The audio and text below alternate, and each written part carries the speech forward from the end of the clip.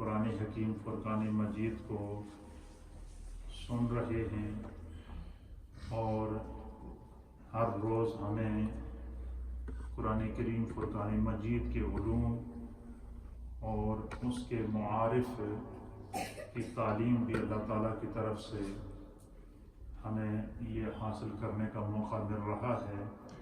اللہ ہمیں دین کو سمجھنے کی توفیق عطا فرمائے۔ حضرات محترم، قصص القرآن میں قصہ حضرت سیدنا آدم علیہ نبینا علیہ الصلاۃ والسلام پر ہماری گفتگو کا سلسلہ جاری ہے۔ آدم علیہ نبینا علیہ الصلاۃ والسلام کو جب آپ سے بھول ہوئی اور شجر ممنوعہ سے جب آپ نے کھایا، اس حوالے سے مفسرین نے لکھا ہے کہ اس شجر ممنوعہ سے سب سے پہلے دانہ حضرت حوا نے کھایا، پھر آپ نے ان سے کہا کہ آپ بھی کھائیں، تو پھر انہوں نے کھایا۔ پھر اس طریقے سے اللہ رب العالمین نے انہیں زمین پر اترنے کا حکم دیا، اور یہ بھی میں نے آپ کی خدمت میں پیش کیا تھا کہ آدم علیہ السلام کی اس بھول کے اور یہ وسوسہ ڈالنے کے لیے جو شیطان نے حربہ استعمال کیا کہ وہ سانپ کے ذریعے جنت میں داخل ہوا، اور سانپ کی جو حیت تھی، یہ اس کی باقاعدہ 4 ٹانگیں ہوتی تھیں، اونٹ کی مانند اس کا جسم ہوتا تھا، تو اس کی اس خطا کے اوپر اللہ کی طرف سے اس پر عذاب نازل ہوا۔ پھر اللہ تعالیٰ قرآن میں اس منظر کو بیان کرتا ہے، سورۃ البقرہ کے اندر آیت نمبر 36 کے اندر اللہ رب العالمین نے سورہ بقرہ میں ارشاد فرمایا، اہبطوا بعضکم لبعض عدو۔ اللہ تعالیٰ نے پھر سانپ کو، حضرت آدم علیہ السلام کو اور شیطان کو خطاب کر کے کہا کہ تم میری جنت سے زمین پر اتر جاؤ۔ کیا فرمایا؟ کہ جنت سے زمین پر اتر جاؤ۔ بعضکم لبعض عدو، آج کے بعد تم سارے ایک دوسرے کے دشمن ہوں گے۔ تم میں سے ایک سانپ بھی انسان کا دشمن ہے اور انسان سانپ کا دشمن ہے۔ اس لیے حدیث کے اندر آیا کہ اگر تمہیں سانپ راستے میں مل جائے تو اس کو مار دو۔ کیا کر دو؟ اور ایک روایت کے اندر آیا کہ جس بندے نے پہلی ضرب کے اندر، اگر آپ کو راستے میں سانپ مل گیا اور کسی نے اس کو پہلی ضرب کے اندر اس سانپ کو مار دیا، تو روایت کے اندر آیا کہ اللہ اس کی بخشش کر دیتا ہے۔ اسی طرح چھپکلی کے بارے میں، ایک چھپکلی کی بہت ساری اقسام ہیں، اور چھپکلی کی ایک قسم وہ ہے کہ جب حضرت آدم علیہ نبینا، جب حضرت ابراہیم علیہ السلام کو آگ میں ڈالا جا رہا تھا، تو جب ابراہیم علیہ السلام کو آگ میں ڈالا جا رہا تھا تو اس آگ کو دہکانے کے لیے چھپکلی تھی، یہ بھی ابلیس کے ساتھ آ کر وہاں پھونکے مارتے تھے کہ یہ آگے ذرا رکھ جائے۔ اس کے بارے میں نبی پاک صلی اللہ علیہ وسلم نے فرمایا کہ اس پر بھی اللہ کی طرف سے عتاب نازل ہوا، اور حضور نے فرمایا کہ اگر تمہیں چھپکلی نظر آ جائے تو اس کے سر میں ضرب مار کے، جو بندہ ایک ضرب میں اس کو مارے گا، سرکار نے فرمایا کہ خدا اس کی بخشش کر دے گا۔ اسی طریقے سے سانپ اپنے منہ کے اندر جو وہ ابلیس کو ڈال کر اس کو جنت میں داخل کیا، اور اس نے حضرت آدم علیہ السلام اور حضرت حوا کو جو ہے وہ ان کے دل میں وسوسہ ڈالا، تو پھر اللہ تعالیٰ نے فرمایا کہ اہبطوا، اتر جاؤ اس جنت سے زمین کی طرف، بعضکم لبعض عدو، آج کے بعد تم سب ایک دوسرے کے دشمن کہلاؤ گے۔ وَلَكُمْ فِي الْأَرْضِ مُسْتَقَرٌّ وَمَتَاعٌ إِلَىٰ حِينٍ، فرمایا کہ تم ایک دوسرے کے دشمن رہو گے، اب تمہارا زمین میں ہی ٹھکانہ ہے اور فائدہ اٹھانا ہے وقت مقررہ تک، یعنی اب تم زمین پر ہی رہو گے۔ اب اس کے اوپر مفسرین اور محدثین نے لکھا ہے کہ حضرت آدم علیہ السلام جنت میں کتنا عرصہ رہے، تو صاحب تفسیر کبیر علامہ فخر الدین رازی رحمۃ اللہ علیہ نے اور اسی طریقے سے علامہ جلال الدین سیوطی رحمۃ اللہ علیہ نے علامہ فخر الدین رازی نے تفسیر کبیر کے اندر، اور علامہ جلال الدین سیوطی رحمۃ اللہ علیہ نے تفسیر در منصور کے اندر آپ نے لکھا ہے کہ حضرت آدم علیہ السلام جنت میں 415 سال رہے. کتنے؟ 415 سال کے بعد پھر آپ سے یہ بھول ہوئی اور آپ زمین پر اترے. تو پھر جو ہے وہ جب زمین پر اترے تو کہاں پر اترے، اس روایت کو بھی جو ہے وہ تاریخ الکامل کے اندر بیان کیا گیا ہے. علامہ ابن عساکر نے تاریخ دمشق کے اندر بھی اس کو بیان کیا ہے. علامہ ابن کثیر نے بھی اس کو جو ہے وہ تاریخ ابن کثیر کے اندر بیان فرمایا ہے. اور مولا کائنات حضرت علی المرتضیٰ رضی اللہ تعالیٰ عنہ سے حدیث کے راوی ہیں، اور حضرت ابن عباس رضی اللہ تعالیٰ عنہ نے بھی اس کو بیان کیا ہے. حضرت قتادہ نے بھی اس حدیث کو بیان کیا ہے. حضرت ابو العالیہ نے بھی اس حدیث کو بیان فرمایا ہے کہ نبی اکرم صلی اللہ علیہ وسلم نے فرمایا کہ حضرت آدم علیہ السلام کو اللہ تعالیٰ نے ہندوستان سرا اندیب اس جگہ کا نام ہے جس پہاڑ پر حضرت آدم علیہ السلام اترے ہیں، وہ پہاڑ کیا تھا؟ سرا اندیب. یہ سری لنکا کے اندر، آج کل جو اس وقت تو ایک ہی پورا ہند کہلاتا تھا، تو اس کے بعد جب زمینیں تقسیم ہوئی، ملک تقسیم ہوئے، تو اس ہند سے پھر اس ہند سے پھر ہندوستان بنا، اس ہند سے پاکستان بنا، اس ہند سے سری لنکا بنا، اسی ہند سے یہ افغانستان بنا، اسی ہند سے جو ہے وہ سینٹرل ایشیا کے اندر بشمول چائنا، یہ جتنی ریاستیں موجود ہیں یہ سارے کا سارا پہلے ایک ہی اس سارے کا نام ہند تھا. کیا نام تھا؟ ہند تھا. اور کمال کی بات یہ ہے کہ یہ جو ہندوستان کی اور پاکستان کی اور یہ جو ہند کی سرزمین ہے، یہ اس کو بڑی تاریخی حیثیت حاصل ہے. یعنی سب سے پہلے انسانیت کا قدم اگر زمین کے اوپر حضرت آدم علیہ السلام کا لگا تو یہ سینٹرل ایشیا کے اندر لگا. یہ تاریخ یہ بھی یاد رہنی چاہیے بحیثیت مسلمان کہ ہندوستان کے اندر جو ہے وہ سرا اندیب کے اندر پہاڑ تھا، اس پہاڑ کے اوپر آپ کو اتارا گیا. اسی طریقے سے حضرت حوا کو اللہ تعالیٰ نے جدہ میں اتارا، اور پھر حضرت آدم علیہ السلام حضرت حوا کی جستجو میں تلاش کرتے کرتے نکلے. اور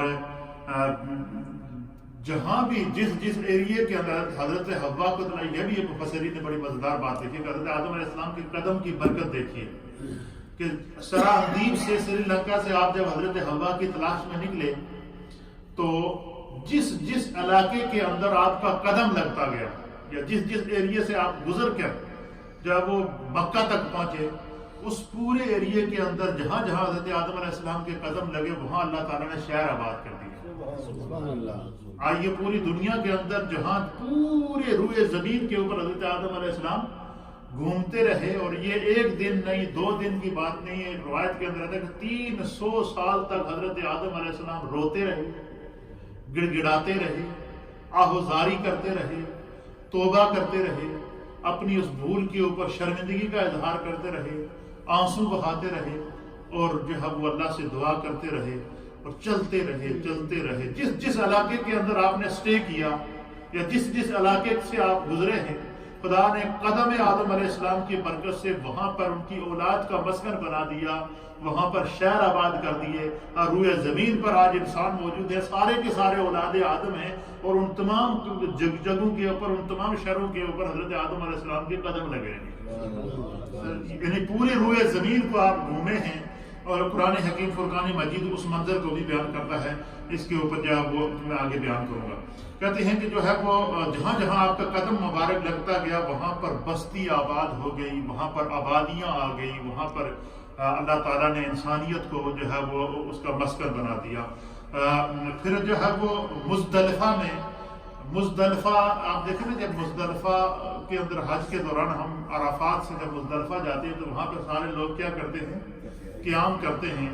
تو مزدلفہ کہتے ہیں کہ مزدلفہ کا معنی ہے قربت کی جگہ، قریب ہونا. تو حج کے موقع پر جو ہے نا وہ مزدلفہ کے اندر سارے حجاج اگر رات کو جمع ہوتے ہیں یا نہیں ہوتے. مزدلفہ کے اوپر جو ہے وہ حضرت آدم علیہ السلام تلاش کرتے جب وہاں پہنچے تو مزدلفہ میں جو ہے وہ وہاں پر آپ کو احساس ہوا کہ ان کو خوشبو آئے کہ یہاں پہ شاید حضرت حوا موجود ہے. پھر تلاش کرتے آگے نکلے تو پھر آپ عرفات میدان عرفات میں پہنچے. عرفات میں جو سامنے سے حضرت حوا آ رہی تھی، ادھر سے حضرت آدم آئے، پھر دونوں کا آپس میں ملاقات ہوا، پہچان ہوئی، تعارف ہوا، اسی لیے اس میدان کو میدان عرفات کہتے ہیں.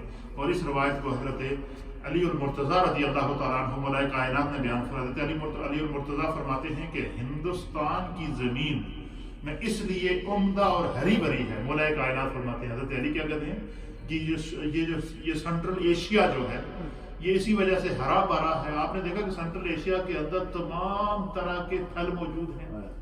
سینٹرل ایشیا کے اندر چاروں فصلیں کاشت ہوتی ہیں، چاروں طرح کی فصلیں موجود ہیں. سینٹرل ایشیا کے اندر چاروں موسم موجود ہیں، چاروں قسم کے ویدر پائے جاتے ہیں. سینٹرل ایشیا کے اندر سونے کے پہاڑ موجود ہیں. سینٹرل ایشیا کے اندر دھاتیں موجود ہیں. سینٹرل ایشیا کے اندر سمندر موجود ہے. سینٹرل ایشیا کے اندر روئے زمین کی ہر نعمت اللہ تعالیٰ نے اس زمین کے اندر رکھی ہے. اس کی وجہ کیا تھی؟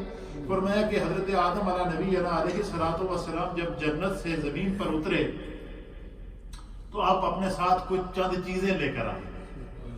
کیا لے کر آئے؟ چند چیزیں لے کر آئے. اس کو علامہ فخر الدین رازی رحمۃ اللہ علیہ نے اور دیگر محدثین نے نقل فرمایا ہے کہ حضرت آدم علیہ السلام جب جنت سے نیچے آئے تو آپ نے جنت میں جب پھلوں کو دیکھتے تھے، پھولوں کو دیکھتے تھے، پودوں کو دیکھتے تھے، طرح طرح کی ہریالی کو دیکھتے تھے، نورانی سرزمین کو دیکھتے تھے، تو آپ نے جنت سے ہر قسم کے پھل اور ہر قسم کے پھول کا بیج لیا. کیا لیا؟ بیج لیا. وہ بیج لے کر آئے. پھر یہ جو حجر اسود جو خانہ کعبہ کی دیوار کے اندر لگا ہوا ہے، یہ حجر اسود، یہ پتھر آپ جنت سے لیا. ایک عصا مبارک، ایک جنتی سوٹا لے کر آئے وہاں سے.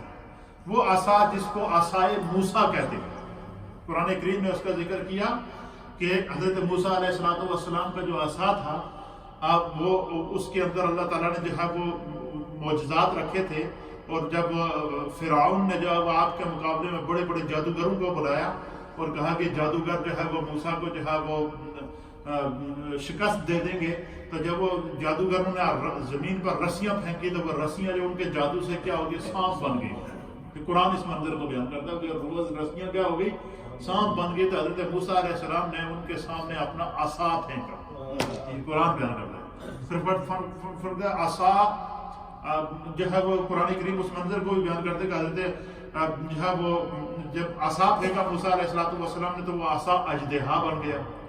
پھر اسی طریقے سے وہ عصا موسیٰ علیہ السلام ہاتھ میں پکڑ کے چلتے تھے، جب رات کو چلتے تھے تو اس سے نور نکلتا تھا. اس عصا سے کیا نکلتا تھا؟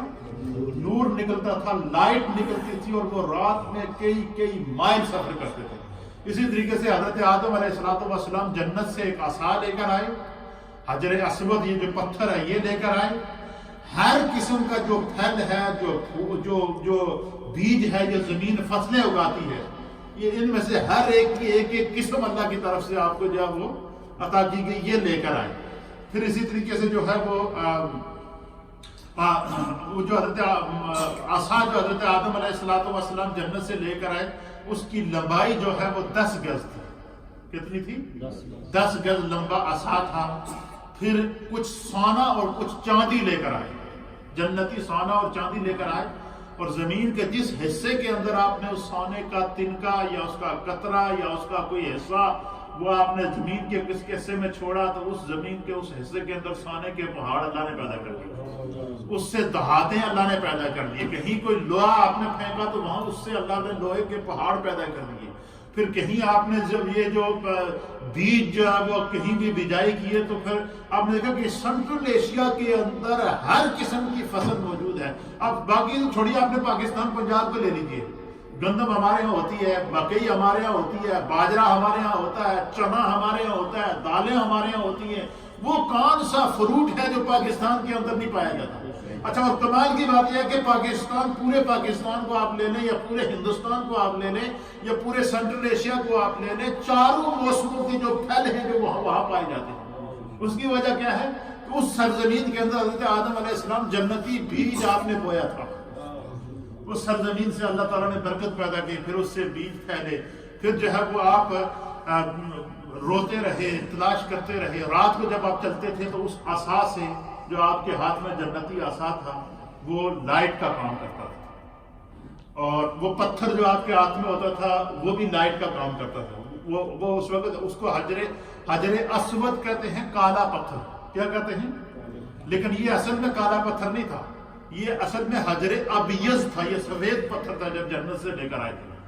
پھر جب حضرت آدم علیہ السلام نے اس کو خانہ کعبہ کی دیوار میں نصب کیا، اور پھر جب طوفان نوح کے وقت، یہ روایت کے اندر آتا ہے کہ طوفان نوح جب آیا تو خانہ کعبہ کی دیوار سے یہی پتھر حجر اسود حضرت جبریل نے نکالا تاکہ یہ پانی کے اندر بہہ نہ جائے. یہ حجر اسود خانہ کعبہ کی دیوار سے حضرت جبریل نکال کر پھر فرمایا کہ جس پہاڑ کے اوپر حضرت آدم علیہ السلام اترے تھے اس پہاڑ میں جا کر دوبارہ رکھا جب تک طوفان نوح رہا. اور یہ بھی روایات کے اندر مفسرین نے لکھا کہ طوفان نوح نے پورے عرب ایریے کو گھیرا ہوا تھا، اور یہ طوفان نوح اگر کہیں نہیں پہنچا تو وہ سینٹرل ایشیا میں نہیں پہنچا، ہندوستان میں نہیں پہنچا، وہاں تک طوفان نہیں تھا. تو یہ اس کے اوپر بڑی ہسٹری ہے کہ یہ جتنی بھی ابتدائیں آزمائشیں اور برکات اللہ تعالیٰ نے رکھی ہیں، یہ جو ہے اس کی تاثیر ہے. جو ہے فرمایا کہ سونے چاندی اور کچھ کھیتی باڑی کے اوزار، جنہوں کودال کہتے ہیں، پھوڑا کہتے ہیں، اور وہ اوزار جن کے ساتھ زمین کھودائی کی جاتی ہے، یہ ان میں سے ہر ایک چیز کی ایک ایک قسم حضرت آدم علیہ السلام لے کر زمین پر اترے. تو پھر اللہ تعالیٰ کے حضور آپ دعا کرتے رہے، گڑ گڑاتے رہے، اتنا آپ روئے، اتنا روئے، اتنا روئے کہ قرآن حکیم فرقان مجید اس منظر کو بیان کرتا ہے کہ 1 سال نہیں، 2 سال نہیں، 300 سال تک حضرت آدم علیہ السلام کیا کرتے رہے؟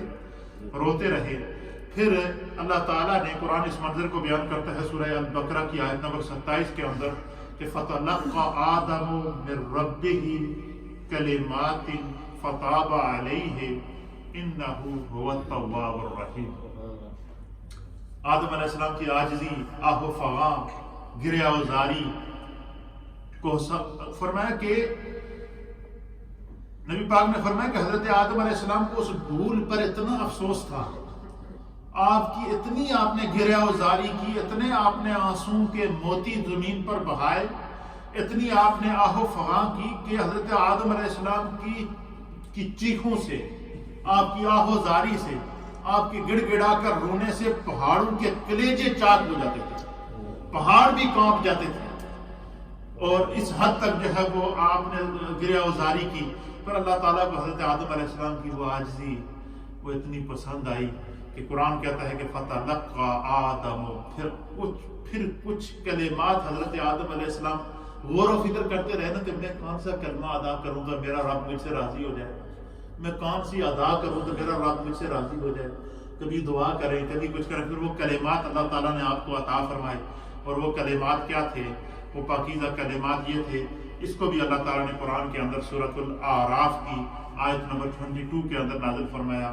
وہ دعا جو ہر وقت حضرت آدم علیہ السلام مانگتے تھے، وہ دعا کیا تھی؟ ربنا ظلمنا انفسنا وان لم تغفر لنا وترحمنا لنکونن من الخاسرین.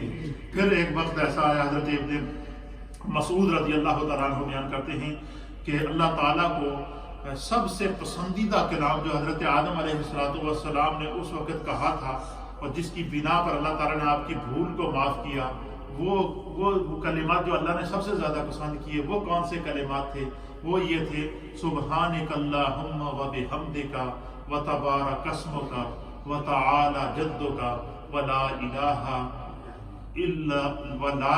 الا انت ظلمت نفسی فاغفر لی انہ لا یغفر الذنوب الا انت.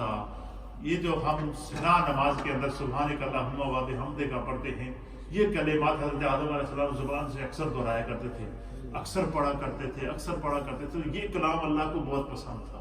اور پھر آپ نے نبی پاک صلی اللہ علیہ وسلم کی اللہ کی بارگاہ کے اندر جو ہے وہ عرض کیا کہ میں محمد عربی کا وسیلہ پیش کرتا ہوں. تو حضور علیہ السلام کے وسیلے سے اللہ تعالیٰ نے آپ کی مغفرت عامہ کا اعلان فرما دیا. زمین کے اوپر پھر اللہ تعالیٰ نے جب توبہ بھی قبول ہو گئی، مغفرت عامہ کا اعلان بھی ہو گیا، اللہ کی طرف سے رضاعت بھی مل گئی، پھر جب حضرت آدم علیہ السلام و حضرت حوا کی ملاقات ہوتی ہے، پھر اس کے اوپر مفسرین نے لکھا ہے کہ وہ چند چیزیں تھیں جن کی جو حضرت آدم علیہ السلام کی نجات کا سبب بنی، اور وہ چند چیزیں تھیں جو شیطان کی ہلاکت کا سبب بنی۔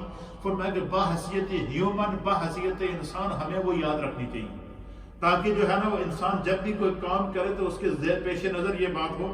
کہتے ہیں کہ سب سے پہلی بات جس کی وجہ سے حضرت آدم علیہ السلام کو اللہ کی بارگاہ میں قرب بھی ملا، معافی بھی ملی، مغفرت عامہ کا اعلان بھی ہوا، اور اللہ تعالیٰ آپ سے راضی بھی ہوا، سب سے پہلی بات یہ تھی کہ حضرت آدم علیہ السلام نے ہر لمحہ جب بھی دعا کی تو کہا کہ یا اللہ، میں اپنی اس بھول کا اعتراف کرتا ہوں، میں اپنی اس غلطی کا اعتراف کرتا ہوں، یہ مجھ سے یہ بھول ہوئی ہے اور میں اس کا اعتراف کرتا ہوں، میں اس کا اعتراف کرتا ہوں، میں اس کا اعتراف کرتا ہوں۔ تو علماء نے لکھا کہ جب بھی انسان سے کوئی غلطی ہو جائے، جب بھی انسان سے کوئی گناہ ہو جائے تو اس کو فوراً اللہ کی بارگاہ میں اس کا اعتراف کر کے معافی مانگنی چاہیے۔ خداوند قدرت غفور الرحیم ہے، فوراً معاف کر دے۔ نمبر 2 کیا تھی حضرت آدم علیہ السلام کی کیفیت جس کے اوپر اللہ تعالیٰ نے آپ کو معافی عطا فرمائی کہ انہیں اپنی بھول کے اوپر ندامت تھی، پریشانی تھی۔ آپ مجھے بتائیں کہ حضرت آدم علیہ السلام سے صرف بھول ہوئی ہے، کیا ہوئی ہے؟ قرآن کہتا ہے فَنَسِيَا، پس آدم بھول گئے، لم نجد لہو عزما، آدم علیہ السلام کو بھول کا کوئی ارادہ نہیں تھا، بغیر ارادے سے آپ کی بھول ہوئی ہے۔ صرف بھول ہونے پر حضرت آدم علیہ السلام ہمیشہ پریشان رہتے تھے، شرمندہ رہتے تھے، ندامت رہتی تھی، آپ کے اوپر ندامت کے اثرات رہتے تھے، ہر لمحہ روتے رہتے تھے، گڑ گڑاتے رہتے تھے۔ آپ مجھے بتائیں کہ آج ہم میں سے ہر انسان جو سر سے پاؤں تک ہم گناہوں میں ڈوبے ہوئے ہیں، کبھی ہماری آنکھ سے آنسو آئے؟ ہمارے دل کتنے سخت ہو گئے ہیں، ہمیں کیوں احساس نہیں ہوتا؟ تو پتہ چلا کہ قرآن ہمیں اس طرف تعلیم دے رہا ہے کہ اگر ہم چاہیں کہ ہمارا رب ہم سے راضی ہو جائے، اگر ہم چاہیں کہ اللہ کی رحمت ہمیں گھیرے رکھے، تو جب بھی انسان سے کوئی گناہ ہو، گڑ گڑا کر، آنسو بہا کر اپنے رب کی بارگاہ میں اپنے جرم کا اعتراف کرے۔ اللہ تعالیٰ غفور الرحیم ہے، بڑے سے بڑے جرم کو معاف کرتے ہیں۔ فرمایا کہ آپ کو اپنی اس بھول پر ہمیشہ ندامت رہتی تھی، تو اس سے ہمیں کیا سبق ملا کہ جب کہ گناہ ہو جائے تو اس پر شرمندہ ہونا چاہیے، اس پر ڈٹائی نہیں کرنی چاہیے، اس پہ ڈٹنا نہیں چاہیے۔ یہ قرآن کا اسلوب ہے۔ تیسری چیز کیا تھی؟ فرمایا کہ اپنے آپ کو اس پر ملامت کرنا۔ حضرت آدم علیہ السلام اپنے آپ کو ہمیشہ اس پر ملامت کرتے تھے کہ مجھ سے یہ بہت بڑی بھول ہوئی ہے، مجھ سے بہت بڑی بھول ہوئی ہے۔ تو انسان سے کوئی گناہ ہو جائے تو اس کو اپنے آپ کو ملامت کرنی چاہیے کہ بھائی یہ میرے نفس نے مجھ سے یہ گناہ کرایا ہے۔ اپنے آپ کو شرمندگی کے اندر ڈالنا چاہیے۔ جب یہ احساس ہمارے اندر پیدا ہو جائے گا تو خدا کی رحمت ہمیں ہمیشہ گھیرے کے رکھے گی۔ اور چوتھی چیز کیا تھی؟ چوتھی یہ تھی کہ حضرت آدم علیہ السلام ہر وقت توبہ کرتے تھے، استغفار کرتے تھے، اللہ کی بارگاہ میں استغفر اللہ ربی من کل ذنب کہتے تھے۔ پھر پانچویں چیز کیا تھی؟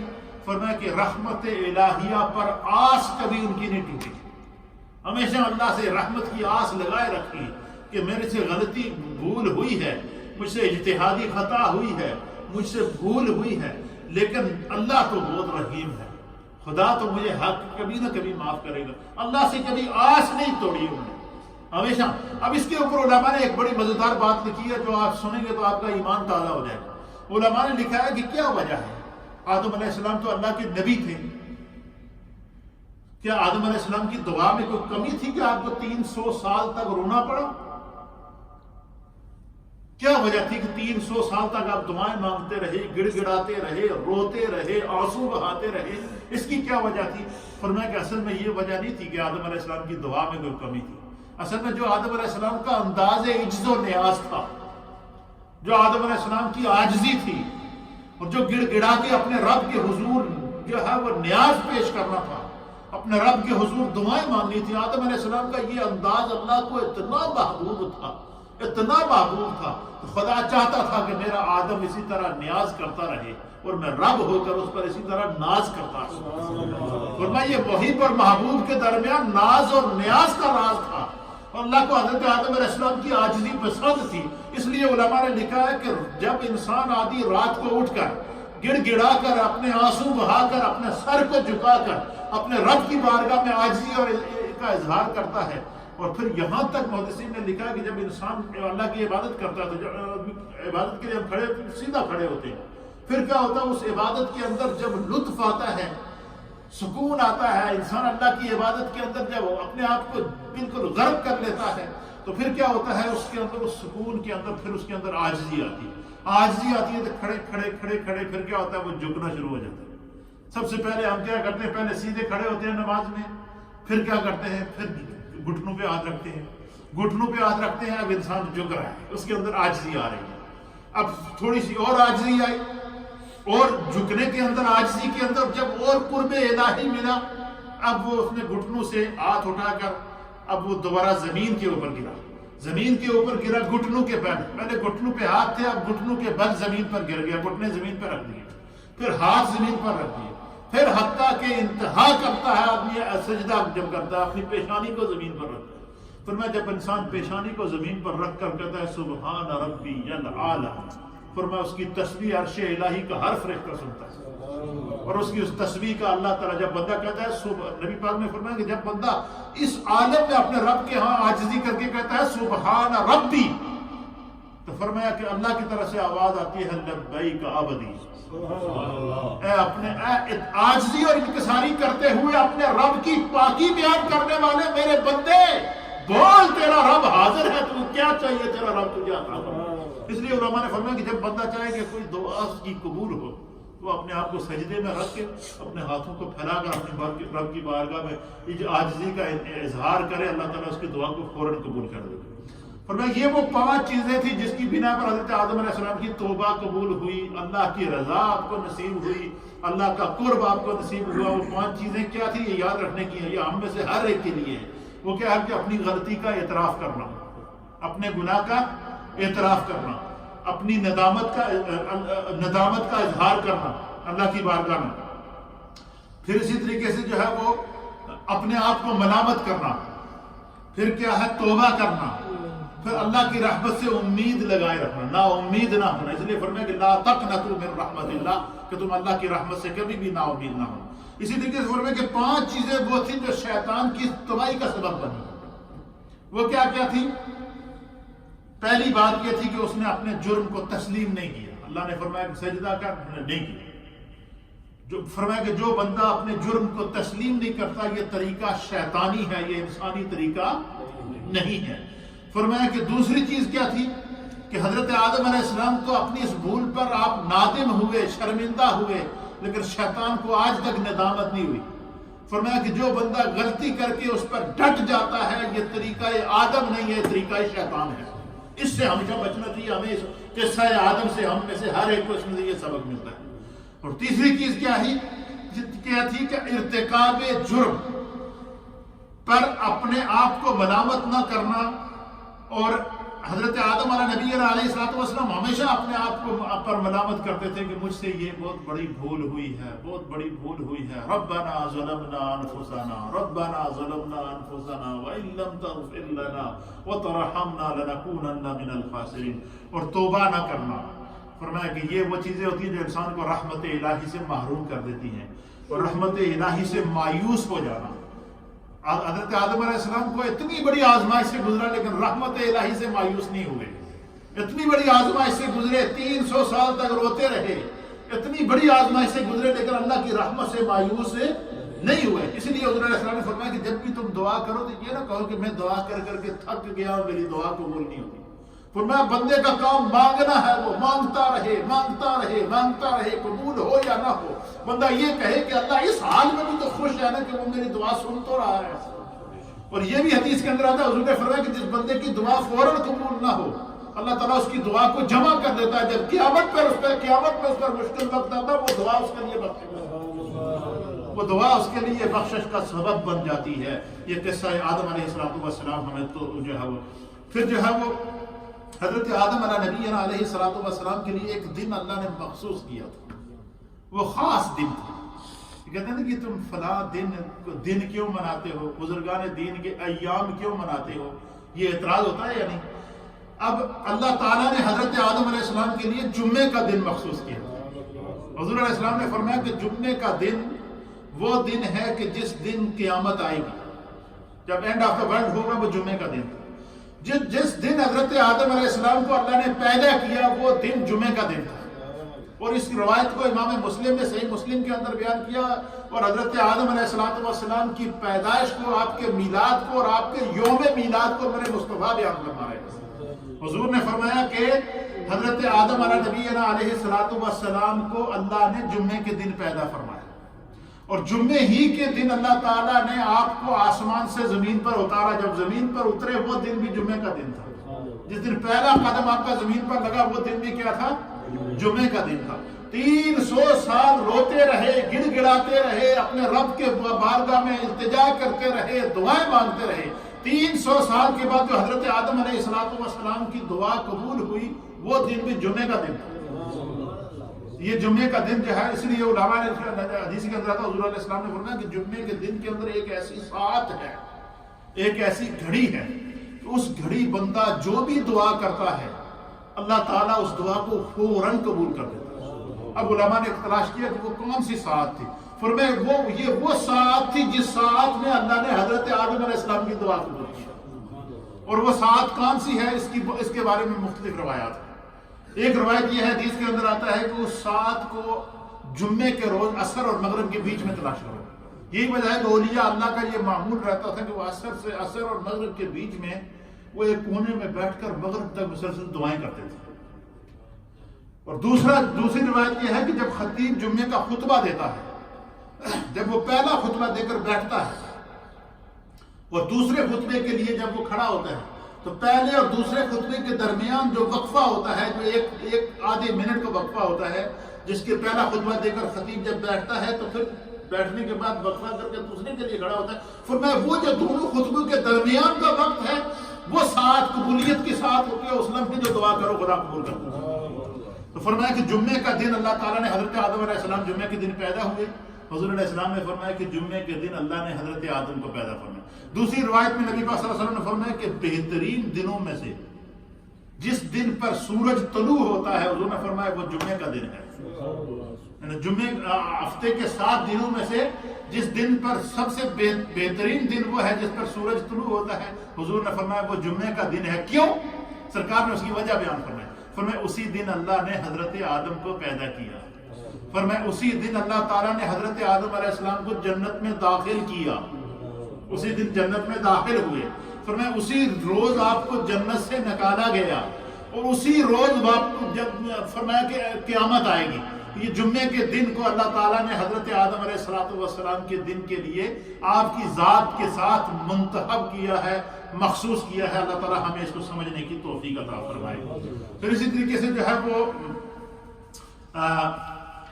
اولاد آدم کا پھر سلسلہ شروع ہوا، جب حضرت حوا کا اور جو ہے وہ حضرت آدم علیہ السلام کی آپس میں ملاقات ہوئی، تو پھر اولاد آدم کا سلسلہ شروع ہوا۔ اس کے اوپر ہم بات کو آج کمپلیٹ کرتے ہیں۔ یہ بڑی مزیدار بات ہے۔ پھر کل کے درس کے اندر میں آپ کو بتاؤں گا کہ ہم نے پورا جو قصہ آدم علیہ السلام سنا ہے، اس میں سے ہم نے کیا سبق حاصل کیا پورے قصے سے، اس کو بیان کر کے ہم قصہ آدم علیہ السلام کو کمپلیٹ کر کے پھر انشاءاللہ قرآن حکیم فرقان مجید کے کسی دوسرے ٹاپک کی طرف آپ کو لے کر جائیں گے۔ فرماتے ہیں کہ جب حضرت آدم علیہ نبی علیہ السلام اور حضرت حوا کی آپس میں جب ملاقات ہوئی، پھر قرب ہوا، پھر اللہ تعالیٰ نے حضرت آدم اور حضرت حوا کے وجود سے نسل انسانی کو چلایا۔ کیا ہو چلایا؟ نسل انسانی کو چلایا۔ اور سب سے پہلے اللہ تعالیٰ نے حضرت آدم علیہ السلام کو جڑواں ایک بیٹا اور ایک بیٹی عطا فرمایا۔ سب سے پہلے جو بیٹا عطا فرمایا، جو سب سے پہلا بیٹا تھا آپ کا، اس کا نام تھا قابیل۔ جو پہلا بیٹا آپ کا پیدا ہوا، کیا نام تھا اس کا؟ قابیل۔ اور جو اس کے ساتھ جو اس کی بہن پیدا ہوئی جڑواں، اس کا نام تھا اقلیمہ۔ کیا نام تھا؟ پھر دوسرا بیٹا آپ کا پیدا ہوا، ان کا نام تھا حابیل، اور اس کی جو بہن اس کے ساتھ پیدا ہوئی اس کا نام تھا لبودا۔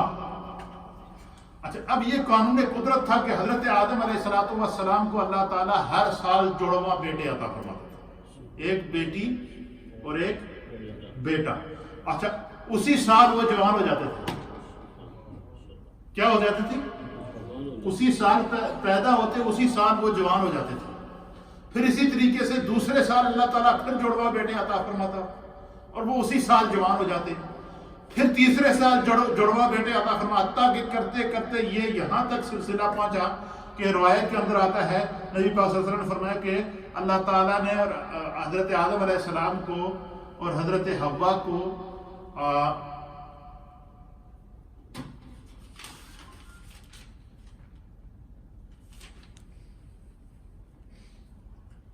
آپ کو اللہ تعالیٰ نے 40 جو ہے وہ بچیاں عطا فرمائے.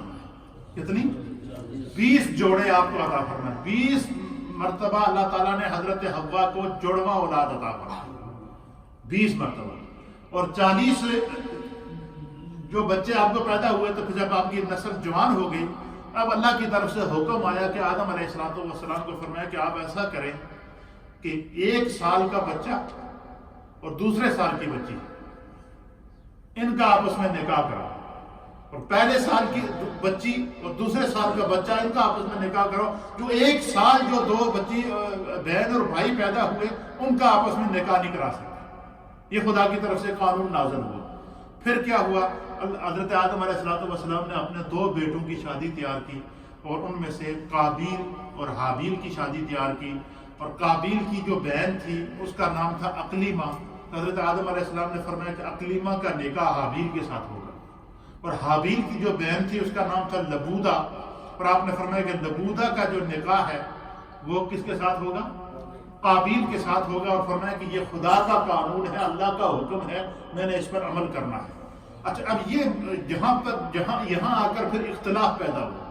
اختلاف پیدا یہ ہوا کہ جو قابیل تھا اس کی جو بہن تھی وہ بہت خوبصورت تھی، اور جو حابیل کی بہن تھی اس کا کلر سانولا تھا، وہ خوبصورت نہیں تھی.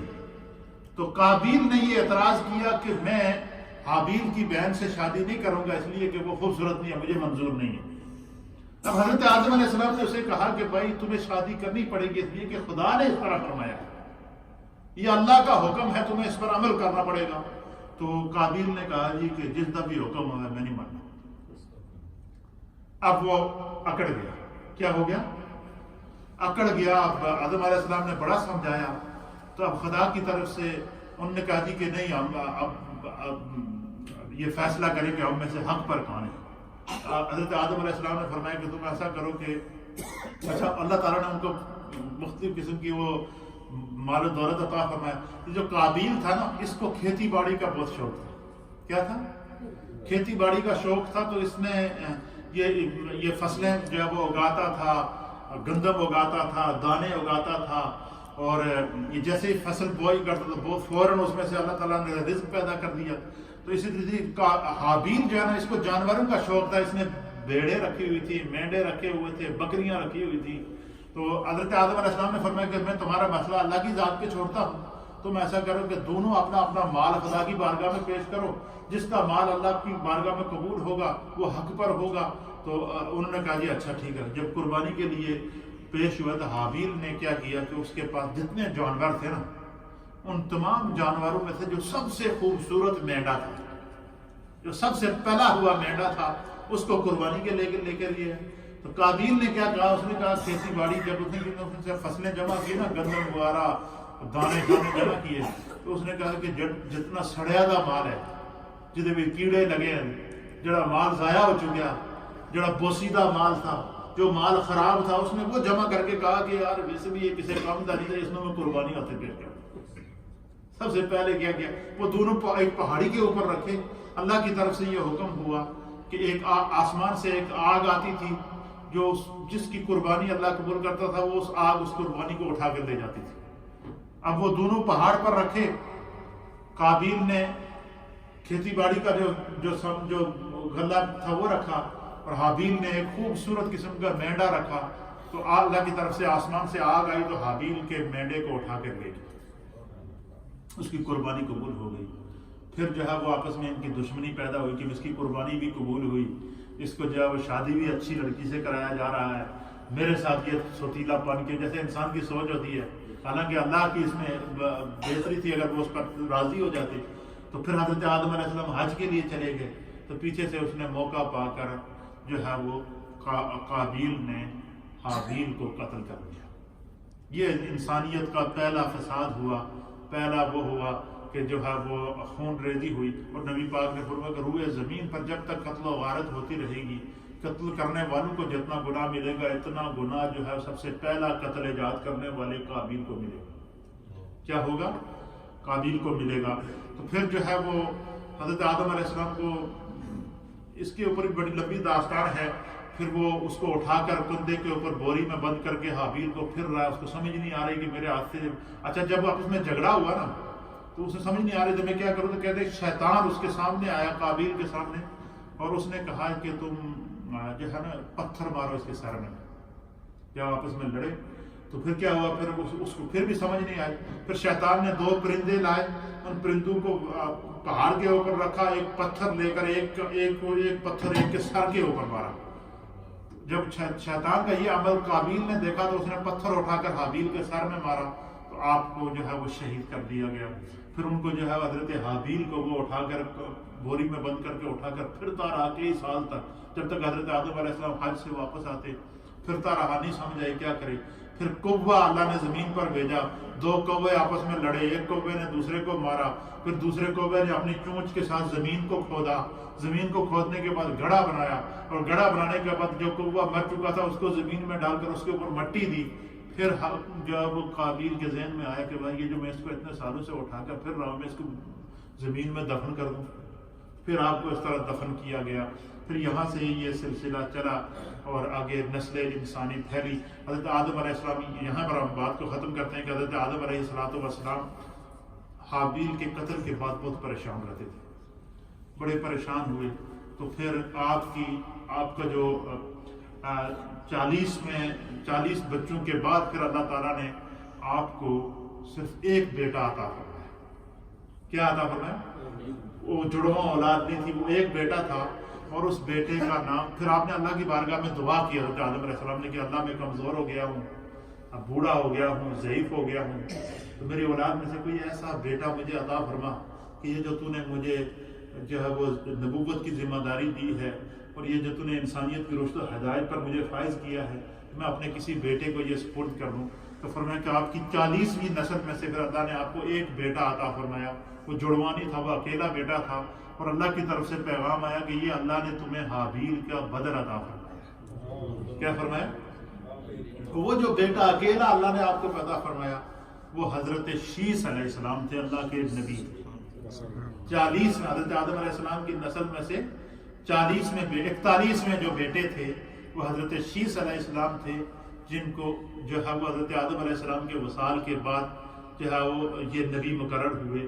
پھر جو ہے وہ آگے ان سے اولاد چلی، پھر حضرت شیس علیہ السلام کی اولاد میں سے اللہ تعالیٰ نے حضرت نوح علیہ السلام کو پیدا فرمایا۔ اس طرح انبیاء کی نسلیں بھی چلتی رہی۔ یہ آج کا قصہ آدم علیہ السلام کے چند پہلو تھے۔ اب قصہ آدم علیہ السلام سے ہم نے کیا سبق سیکھا ہے، یہ ہمارا کل کا درس ہوگا پورے قصے سے، کہ اس میں سے ہم نے سبق کیا سیکھا ہے، اور بحیثیت مسلمان، بحیثیت انسان ہمیں اس سے کیا عبرت حاصل کرنی چاہیے، اس کو میں کل کے درس میں بیان کروں گا۔ پھر اس کے بعد انشاءاللہ العزیز مختصر حالات ہوں گے حضرت شیس علیہ السلام کے، اور پھر اس کے بعد تفصیلی حالات زندگی بیان کروں گا حضرت نوح علیہ السلام۔ اللہ ہمیں دین کو سمجھنے کی توفیق عطا